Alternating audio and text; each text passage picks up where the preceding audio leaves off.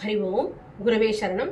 நம்ம எப்போ பார்த்தாலும் ஒரு விஷயத்த பண்ணுவோம் இல்லையா? இப்போ எதனா ஒன்று பண்ணி முடிச்சுட்டு அதை பண்ணினதுல நம்ம எவ்வளோ கவனம் செலுத்தணும் அப்படின்னு நமக்கு தெரியுமோ தெரியாது தெரியல. ஆனால் ரிசல்ட்டில் பார்த்தீங்கன்னாக்கா 100% நம்ம எதிர்பார்ப்போம் இல்லையா? நான் ஒரு எக்ஸாம் எழுதியிருக்கேன்னாக்கா அது நான் எந்த அளவுக்கு பண்ணியிருக்கேனோ அதுக்கு தகுந்த மாதிரி தான் ரிசல்ட் கிடைக்கும் இல்லையா? நான் 50%க்கு எழுதிட்டு நான் 100% எதிர்பார்க்கறது தவறுதான் அப்படின்னு சொல்றாரு பகவான். அதனால நீ உன் செய்யற செயல்ல முழுமையா நீ ஒர்க் பண்ணு, அதுக்கு உழை, அதுக்கு கஷ்டப்படு. ஆனா ரிசல்ட்டை நீ ஃபோக்கஸ் பண்ணாதே.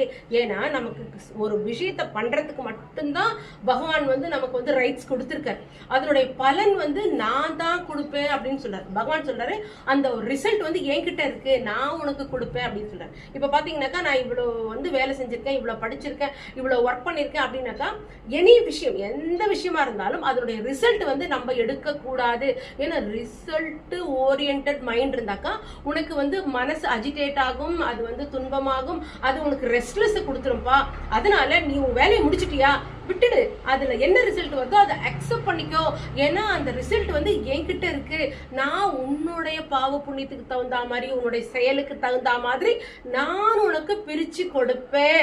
அதனால நீ ரிசல்ட்ல போய் மாட்டிக்காத, அது உன்னை மைண்ட் அஜிடேட் ஆகும். அதனால உன் ஒர்க்கை முடிச்சுட்டு நீ பீஸ்ஃபுல்லா இரு, மற்றதை நான் பாத்துக்கிறேன் அப்படின்னு சொல்றாரு. இந்த விஷயத்தை நாம இன்னைக்கு மெசேஜ் எடுத்துக்கலாம். ஹரி ஓம் குருவே சரணம்.